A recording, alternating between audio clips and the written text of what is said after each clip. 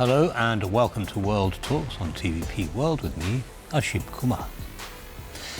France says it has intercepted a sanctioned tanker linked to Russia's shadow fleet in the Atlantic, escalating efforts to curb oil revenues that help fund Moscow's war in Ukraine. The operation has drawn sharp criticism from the Kremlin and raised questions about maritime security and the risk of confrontation at sea. Joining us is Wierenga. He's lecturer in international relations at the Baltic Defence College. Louis, welcome back to TV World, and thanks for taking the time. Good evening. Always great to be on. Good evening. So, what's the big deal here? These shadow fleet tankers transporting oil from Russia to various markets, they've been sanctioned for years now, and France is making a big hoo-ha about this particular one. Why? Well, I think right now there's a lot of momentum with what Ukraine is doing on the battlefield. Their battlefield advances have really gotten a lot of people in Europe thinking that there could be a potential for some diplomatic possibility. And I think that also when Europe looks at this, they are figuring out how to do this to an extent that the United States, under the current administration at least, would say, okay, this is what we want you to be doing for your security. So I think that recently there have been some very good movements from Europe. So, for example, in this past March, the UK Prime Minister granted new powers for British forces to board and maybe even detain these sanctioned vessels if they're passing through their waters. And the French were able to board this ship and also detain it. And they had help from the Brits. So there's interoperability as well. So I think all of this is a momentum to shift this to a more advantageous position for Europe, and also make sure that they can strike while the iron's hot. Okay. Now, Kremlin, of course, is shouting foul and saying this is against maritime law. But France is firing back and saying, it was flying under a false flag, and so. So my question is really, what are the legal obstacles, if any, to stopping these ships transporting Russian oil? Well, they're able to, first of all, send the message that sanctions evasions will not be tolerated. And of course, the Russians are going to say that. I don't even think that they believe what they're saying. That's just what they do time and time again. So they are not following the maritime law. So I would say that there's a couple of things we have to look at first. The money that they've spent and the way that they sort of operate is moving oil cargo between ships to sort of cloak the origin of the actual ship before it reaches port.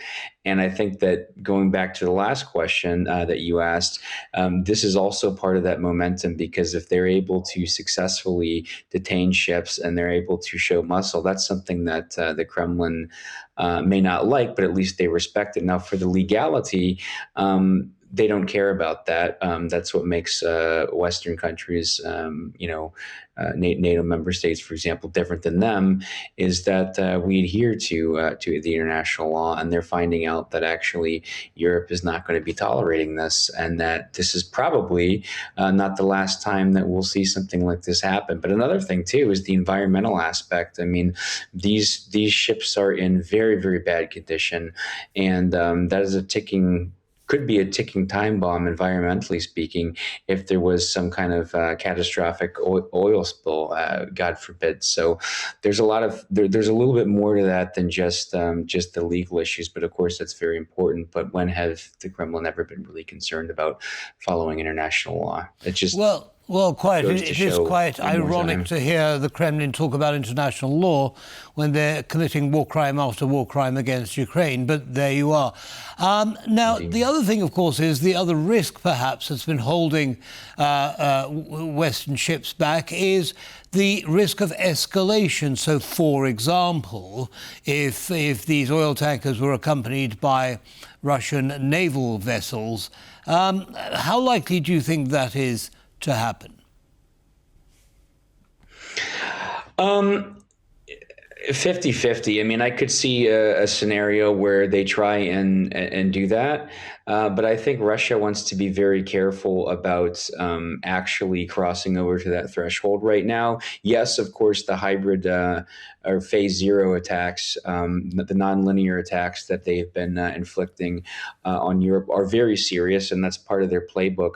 But I think that they are not. I would be more willing to speculate that they would not want to do something like that, because then, of course, there'll be an immediate response, and NATO will, increase the maritime presence in the Baltic Sea region.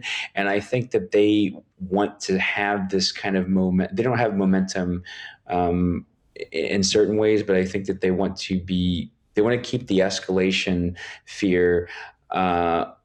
To the extent that they would have, they would continue to get away with what they're doing right now, which is just keeping this going so that Putin can stay in power. And I think that if they run the risk of having one, let's say, psychological issue taken away from them, that's something that they're not going to want to gamble on. But I wouldn't rule it out entirely. No, well, that's certainly out of the Russian playbook, isn't it? Make all kinds of threats and hope that no one kind of faces up to you on the basis of that. Now, President Macron of France, of course, is making a big deal of this. He's releasing live footage of the capture of this oil tanker. Do you think that this is indicating this is simply the first step in a new strategy against the shadow fleet? I think it's the first step in the new shadow against the shadow fleet for sure, but I also think it's another step, maybe not the first, but it is one of the early steps where Europe is taking over, where American efforts have been sidelined or geared down. And, Macron has also said that Europe is going to be part of the solution, and they should also be part of the discussion. So there's even some chatter about Europe sending an envoy to negotiate with Putin. Some of the names on the list were Mario Draghi and Angela Merkel, but of course that speculation has also been played down. And then of course the issue would be, will the Kremlin talk to them or not? But still, this is a definite effort that's shown, because this is a very, very firm response. It's a very bold response, and it's a very correct response. And so now I don't think that anybody can really make the argument, if they actually believe it, that Europe is not stepping up and taking the initiative to really take the security of the entire continent seriously. So I think that this is one of the early steps, not just against the shadow fleet, but in terms of European security architecture done by the Europeans. Indeed, and we are also, of course, having Ukraine targeting lots of oil infrastructure within Russia.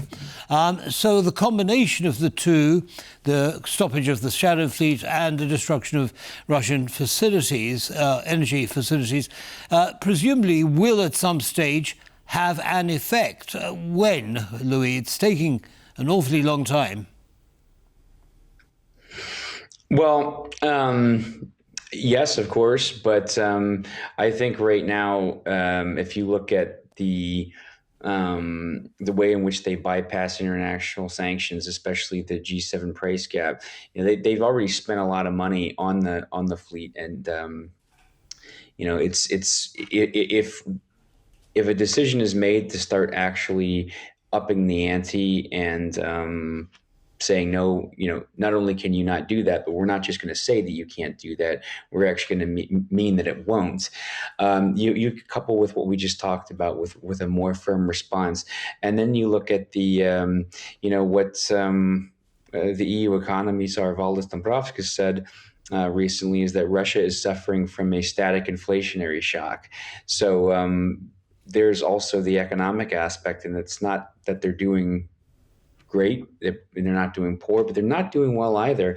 And I would say the biggest momentum shift was last month with the psychological impact that Ukraine had on potentially disrupting their Victory Day parade celebrations. So I think because certain events happened in sequence and they happened within the last couple of months, really just the last month and a half, this is already starting to turn the tide. And if that momentum keeps going, then it's either going to be fear of escalation, or if the Russians aren't actually escalating, then when is it time to really? So the 21st sanctions package is going to come out late this month or in July, and they're going to have some wide sweeping targets for that. So I think that will make them.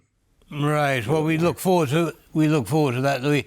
Louis Wierenga, as always, thank you very much for sharing your analysis with our audience, and have a good evening. You as well. Thank you. Thank you. And that brings us to the end of this episode of World Talks. Don't go away, lots more coming up. Goodbye.